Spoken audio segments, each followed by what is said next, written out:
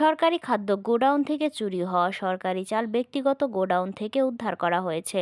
লালমনিরহাট প্রতিনিধি মাহফুজার রহমান জানান, লালমনিরহাটের কালীগঞ্জ উপজেলার সুকানদিঘি বাজারের একরামুল হক এর গোডাউন থেকে এই চাল উদ্ধার করা হয়। শুক্রবার দুপুরে গোপন সংবাদের ভিত্তিতে ওই গোডাউনে অভিযান চালিয়ে ৬০০ বস্তা চাল উদ্ধার করেন কালীগঞ্জ উপজেলা নির্বাহী কর্মকর্তা জহির ইমাম। উপজেলা খাদ্য নিয়ন্ত্রক কার্যালয় সূত্রে জানা যায়, কালীগঞ্জের ভোটমারি সরকারি খাদ্য গোডাউনে পরিদর্শক ফেরদৌস আলম গোপনে গোডাউন থেকে প্রায় ৪ কোটি টাকার চাউল সরিয়েছে।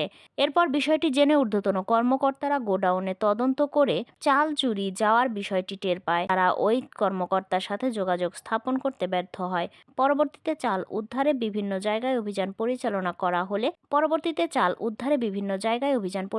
করা হয়। কালীগঞ্জ উপজেলা খাদ্য নিয়ন্ত্রক এনামুল হক জানান, ভোটমারি খাদ্য গোডাউনে কর্মকর্তা ফেরদৌস আলম ৪ থেকে ৫টা গাড়ি দিয়ে গোডাউন থেকে সরকারি চাল বের করে নিয়ে গেছে এমন খবর পেয়ে তারা গোডাউনে যায় এবং তার সত্যতা পাওয়ার পর এই ব্যাপারে তার সাথে যোগাযোগ করা হলে কোনোভাবেই যোগাযোগ স্থাপন করা সম্ভব হয়নি। বিষয়টি থানায় সাধারণ ডায়েরি করা হয়েছে। এ ব্যাপারে কালীগঞ্জ উপজেলা নির্বাহী কর্মকর্তা জহির ইমাম জানান, ভোটমারি এলএসডি গোডাউন থেকে কিছু চাল চুরি হয়েছে এমন খবরে পরবর্তীতে ডিসি ফুড সহ সেটিকে সিলগালা করা এবং চুরি হওয়া চালগুলো উদ্ধারের জন্য অভিযান পরিচালনা করা হয়। অভিযানের এক পর্যায়ে সুকানদিঘি বাজারের একরামুলের হকের গোডাউন থেকে ৬০০ বস্তার প্রায় ৩০ মেট্রিক টন চাল উদ্ধার করা হয়েছে।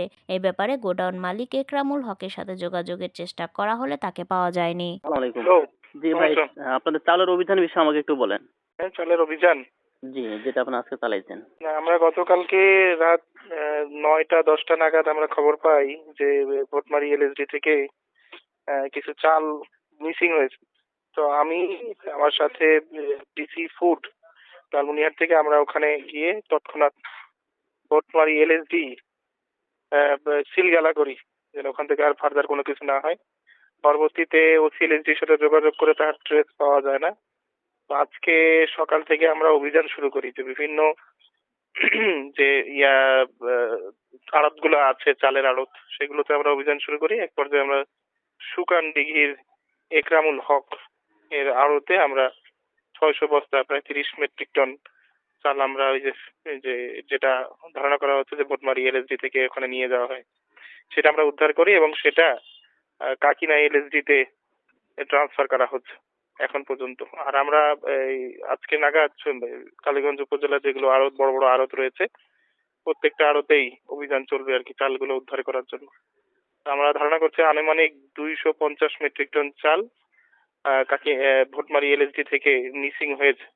তো ৪ সদস্যের একটা তদন্ত কমিটি জেলা প্রশাসক স্যার গঠন করে দিয়েছে। সেগুলো তদন্ত কমিটি এসে কতটুকু চাল মিসিং হয়েছে সেটা ওনারা তদন্ত করবে এবং সুপারিশ দেবে। সেই অনুযায়ী ওসি এলএসডির বিরুদ্ধে বিভাগীয় ব্যবস্থা সহ যেটা আইনগত ব্যবস্থা সেটা আসলে গ্রহণ করা হবে। আর এই মুহূর্তে কালীগঞ্জ উপজেলা খাদ্য নিয়ন্ত্রক যে থানায় একটি মামলা দায়ের করেছে এই চাল যেটা আত্মসাৎ হয়েছে তার বিরুদ্ধে।